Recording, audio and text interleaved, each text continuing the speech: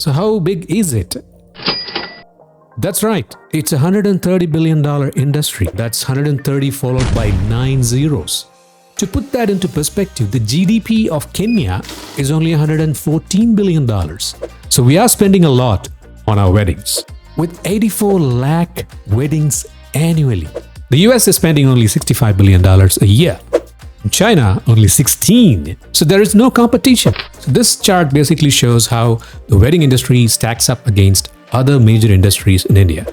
It's not just a celebration anymore. It's actually one of India's biggest retail categories. In 2022, the average cost per wedding was 34 lakhs.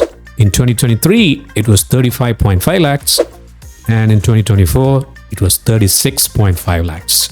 So that's an annual increase of 7%. So if you're planning to get married and if you're still not sure whether to wait or do it now, the longer you wait, the more you'll pay.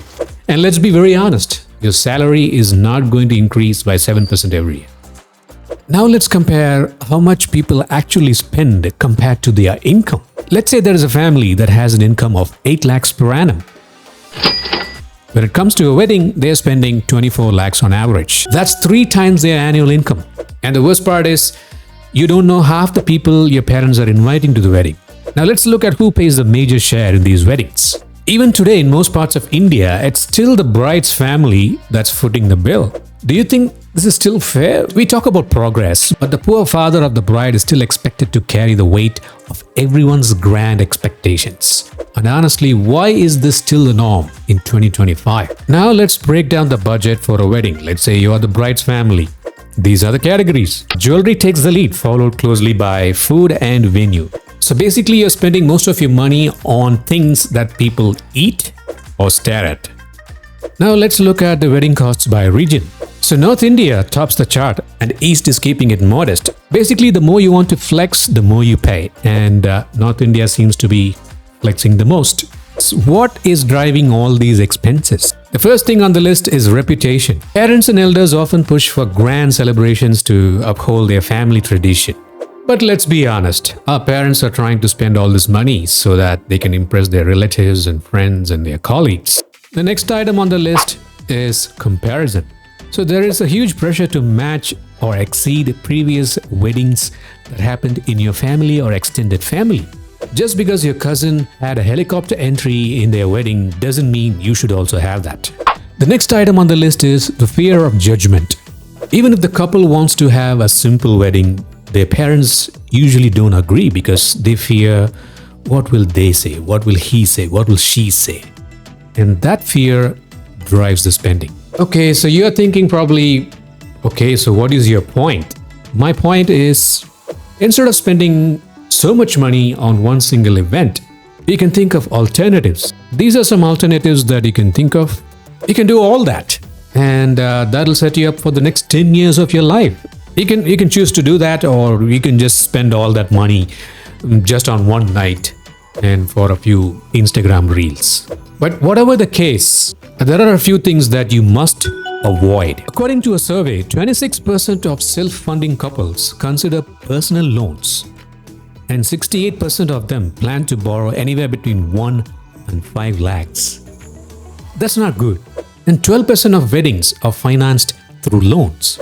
And 83% of millennials are open to getting third-party loans. 50% of them are willing to borrow 1 to 5 lakhs for weddings. So the interest rates can vary anywhere between 10 and 36%. So just to give you an example, let's say you are going to get a 5 lakh personal loan for your wedding.